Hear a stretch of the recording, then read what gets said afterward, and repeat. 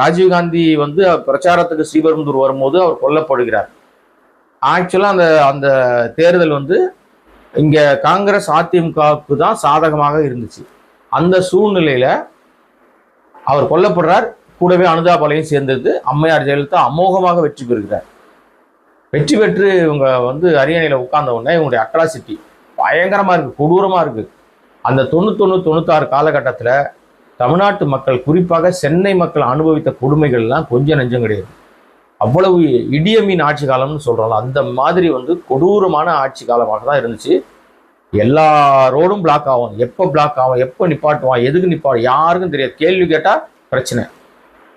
அந்த காலகட்டத்திலலாம் வந்து வளர்ப்பு மகன் சுதாகரனுடைய திருமணம், கோடிகள் செலவழிச்சு திருமணம், பாலு ஜுவல்லர்கிட்ட ஏகப்பட்ட நகைகள் வாங்கிட்டு அது ஒரு பிரச்சனை. அவர் வந்து தற்கொலை பண்ணி செத்து போன கதை.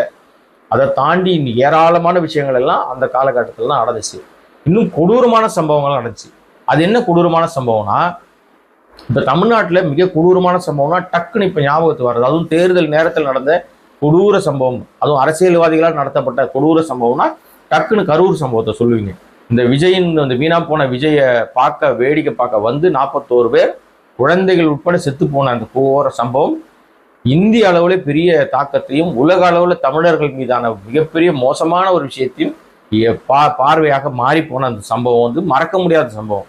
இதே மாதிரி 96 காலகட்டம், அம்மையாருடைய ஜெயலலிதாவுடைய காலகட்டத்தில் 93, 94 நினைக்கிறேன், அந்த காலகட்டத்தில் மகாமகம் குளத்தில், கும்பகோணம் மகாமகம் அந்த குளத்தில் இவங்க போய் புனித நீராட போறேன்னு சொல்லி போய் இவங்க ஒரு பக்கம் வந்து பிளாக் பண்ணி, அது மகாமகம்ன்றதுனால அங்கே ஏராளமான பக்தர்கள் வந்து இந்த அம்மாவும் சசிகலாவும் போய் அந்த புனித நீராட போனதை வேடிக்கை பார்க்க போய் நெரிசல்ல சிக்கி கிட்டத்தட்ட 60 பேருக்கு மேலே செத்து போயிட்டாங்க.